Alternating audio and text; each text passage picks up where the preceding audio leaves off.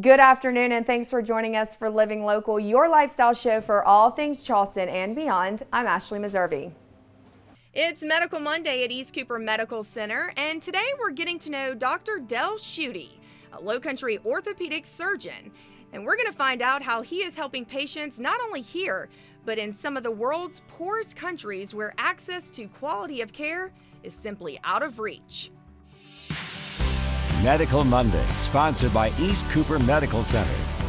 Joining us today, we have Dr. Schutte, and I'm so excited because I've done a lot of events with you recently, but I've never got to sit down with you before. So thanks for having us today. Thank you for coming. We've enjoyed working with you all. And so I want to start with this, okay? Getting to know you. I love doing these segments because a lot of times, with everyday life, getting to know your physician is, you don't have that luxury. I consider it a luxury. So tell us kind of your background. So my family is medical. My father's a pediatrician, my mother's a nurse, my sister's a nurse. My uncle was a medic in World War II, had that part in the Hacksaw Ridge thing. So we had a very medical family from the start. My parents, to my chagrin at the time, were very insistent that I start working early. So that was construction, of course. Wow. So I was used to working with my hands, and one day after church, when the rules were a little different, one of the orthopedic surgeons at church said, "Do you want to come watch us do a hip fracture?" So I thought, well, that's kind of cool. It was astounding to me at the time. I followed my dad into medical school. There are a lot of different specialties, but that hip fracture and working with tools plus my construction background kind of stayed with me. And it's a chance to make a real difference. If you look at hip and knee replacement, they're the number 1 and number 2 surgeries in the country in terms of healthcare dollars spent per quality of life. People are worried about the budget and the expense of healthcare. The dollars gained in terms of work productivity for people who've had hip and knee replacement and their return to work is staggering. And do you think working in construction also that manual labor also gave you some, compassion and understanding of what people go through? It gives you an understanding of what people go through, and it makes you want to stay in school Gotcha. and get an education when it's really hot or really cold. That's for sure. It's nice to be doing it indoors, but it's nice to do something that makes a difference really that day. When we do hip and knee replacements, usually it's about a 45-minute procedure. People are walking that day. It's very frequent that they say, "My pain is so much better than even the day of surgery." Feels so good. And it's just like a new life. It really is, yeah. Talk about some of the things you've done. Your faith drives a lot of what you do, correct? Well, it's a chance to give back. So I was fortunate throughout. I trained at a medical school where they have a high emphasis on mission service and a very big global outreach. And so there were numerous opportunities. We went with a group called Canvasback Missions to the Marshall Islands, went with another group called Orthopedics Overseas to the Himalayas and Nepal. So it's always been fun.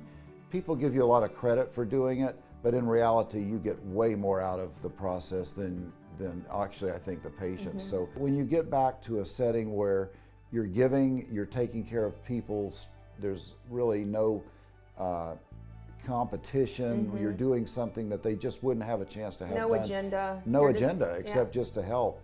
It really pulls people together. It's a little bit like summer camp for adults. And people share their stories, their life stories, some of which are really amazing. Because we go back to the same place every year, we're able to see people whose lives have been changed.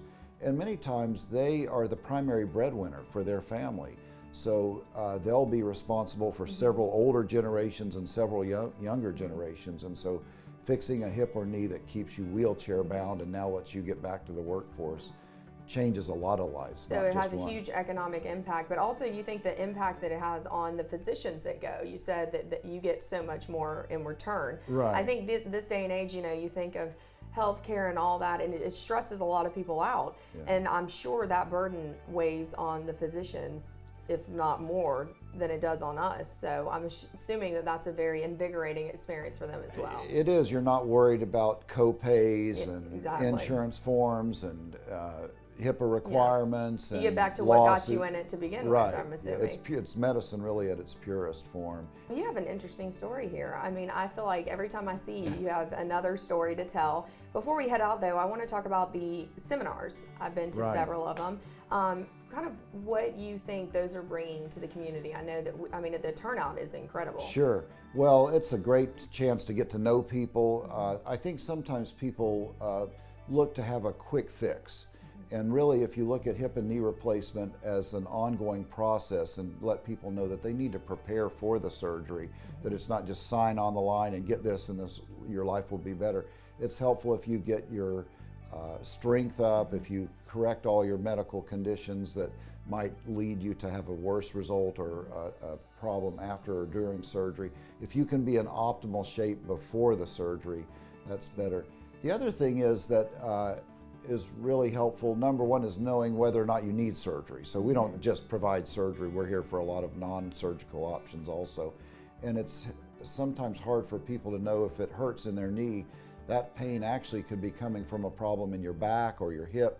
So we try to sort out where exactly the pain is coming from and are there any non-operative options that would not require a surgery. There are risks people may not know, but for example, simple things like non-steroidals, Aleve, Advil, over 20,000 people die a year in the US, which is more than probably will die from the coronavirus. Wow. Because of complications from Aleve, Advil, and their overuse and the effects on the stomach. So there's a lot that we can talk about that you may not hear if you just Google hip replacement or knee replacement and look at somebody's ad. And so when people are Googling, that can just be a disaster waiting to happen, right? Because they think that they've gotten all the information. What I love about these events is that you stay there and you answer every single question. Well, and the patients come with really good questions. Oh, they do. They're very informed and they have some great questions, and a lot of times the question that someone will answer is something that someone else may be a little bit nervous about answering. Yeah. So it answers things for a lot of people. Well, Dr. Schutte, of course we could stay here all day and talk Sure. to you, but thanks again for having us. Thank you. And for more information about upcoming events like these seminars we were just telling you about, of course you can go online to eastcoopermedctr.com.